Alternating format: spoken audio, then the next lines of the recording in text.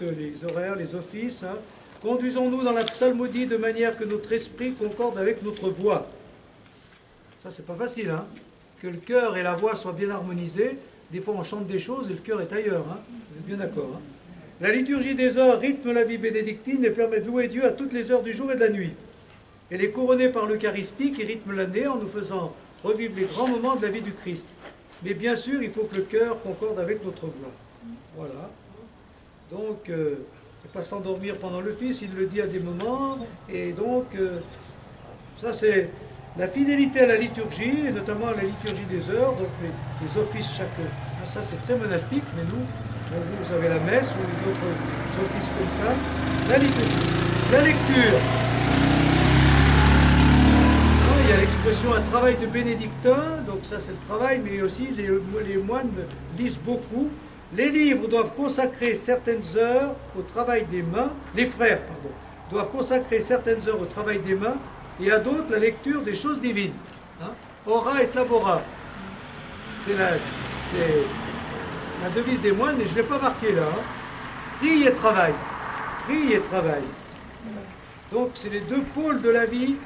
Tu pries et tu travailles. Et le travail, c'est le travail manuel et le travail intellectuel. La Lectio Divina ou lecture spirituelle tient une très grande place chez Saint Benoît. C'est une lecture lente, savoureuse, comme si Dieu me parlait par le texte que je lis et m'invitait à écouter. Donc c'est ce qu'on a dit tout à l'heure, écoute. Pour Saint Benoît, la Lectio Divina, c'était surtout la lecture de la Bible. Pour nous, elle s'étend à tous les livres religieux ou spirituels qui nourrissent notre âme, notre vie intérieure. Donc, pratiquons la lecture spirituelle. Il faut lire. J'espère que vous lisez. Bon livre, édifiant. Et on termine par l'oraison et la prière pure. Si un moine désire faire en particulier oraison, qu'il entre simplement dans l'oratoire et qu'il prie avec ferveur de cœur. Alors pour Saint Benoît, l'oraison, c'est la mise en présence de Dieu. Mise en présence fervente, cœur à cœur avec Dieu. Ça, c'est dit et redit tout au long de l'histoire chrétienne. Cœur à cœur avec Dieu.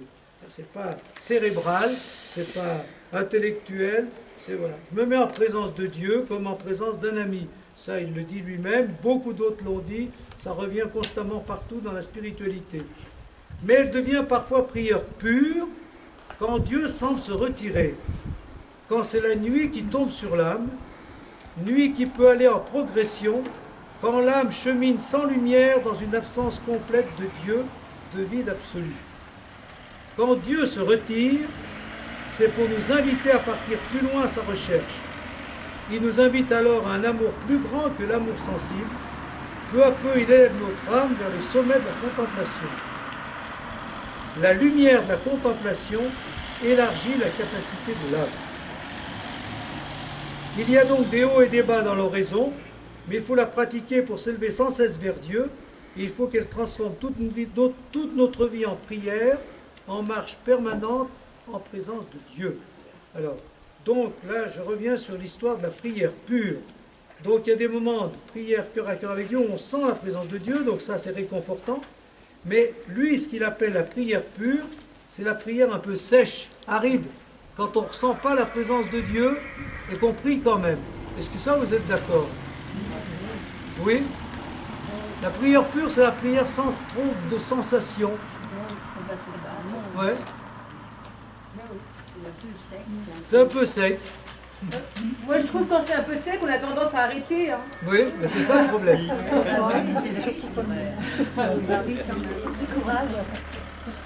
Eh bien, je crois que ce qui veut dire, mais c'est vrai peut-être de tout le reste dans la vie, quand ça devient dur, c'est là qu'il faut serrer les dents, parce que tu vas faire un progrès. Il faut une fidélité, et la fidélité dans tous les domaines. Dans tous les domaines, hein, on prend dans le métier, c'est pareil. Hein. Il y a l'enthousiasme, il y a des moments c'est dur, c'est aride, mais il faut bien s'accrocher. Et quand on s'accroche, mais il dit, pas s'accrocher pour s'accrocher, s'accrocher pour passer un cap. Ça, je trouve que c'est bien. Hein. Comme dans le sport. Oui. Quand c'est dur, c'est que justement, quand tu es dans la facilité, c'est que tu es encore dans tes capacités. Mais quand ça devient dur, c'est qu'il faut que tu... tu vas aller plus loin que tes capacités pour acquérir des nouvelles capacités. Ben, c'est ce qu'il faut faire. Voilà. Et il dit, ça on le voit, voilà. Donc, c'est ce qu'il dit. Moi j'aime bien la lumière de la contemplation et élargit la capacité de l'âme. C'est-à-dire, ton âme s'agrandit quand justement c'est dur et que ce que tu as eu à un moment donné où tu as senti Dieu, mais c'était un niveau. Maintenant tu dois passer à un autre niveau. Donc c'est plus dur. Voilà, moi je dirais que sur un plan tout terre à terre, la prière avec sentir la présence de Dieu, c'est quand je mange mon pain avec mon carré de chocolat, c'est bon. Mais quand j'ai plus que le pain, il faut que je continue de manger mon pain parce qu'en fait c'est ça qui me nourrit. Ah ben voilà. Et donc, très bien, bon exemple. Le pain sec, de temps en temps c'est le pain sec, mais il nous nourrit. Si on ne mange pas le pain sec, non.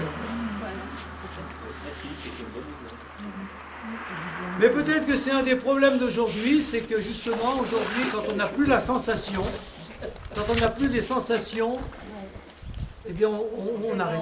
C'est vrai dans la vocation. Pourquoi il y en a, c'est pour ça aussi, il ne faut pas juger, mais bon, c'est vrai dans le mariage, c'est vrai dans la profession, c'est vrai dans la vie spirituelle. Quand on n'a pas les sensations qu'on avait à un moment donné, et des sensations qui nous ont mis en route, ben on a envie d'arrêter. Alors que c'est là qu'il faut continuer. On se sent abandonné. Oui. Mais c'est peut-être ce que l'Église d'aujourd'hui. C'est peut-être ce que l'Église d'aujourd'hui est appelée à vivre. Hein. Et je pense qu'on est dans un désert aujourd'hui, un désert spirituel qui apparaît, et que l'Église, il faut qu'elle tienne bon pour que justement, elle passe un cap et qu'elle se situe dans la société autrement que quand elle était un peu omniprésente et acceptée facilement. Hein. Donc il faut qu'on passe un cap aujourd'hui. Hein. Ouais. L'oraison nous donne lumière et force pour surmonter nos difficultés, pour remplir nos devoirs d'État, pour pardonner. Oui. Alors après l'oraison, donc ça c'est le débouche sur la vie.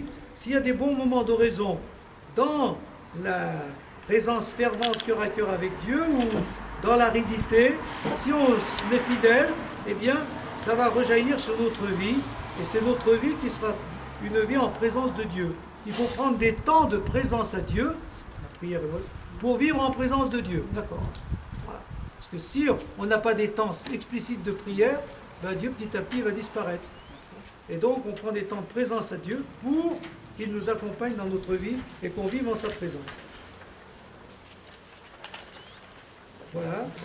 Alors, je vous laisse réagir. On prend un petit temps de silence pour terminer. Et ceux qui, je leur demanderai, 2 minutes de réaction après. Petit temps de silence, mettons-nous en présence de Dieu qu'on va rencontrer dans le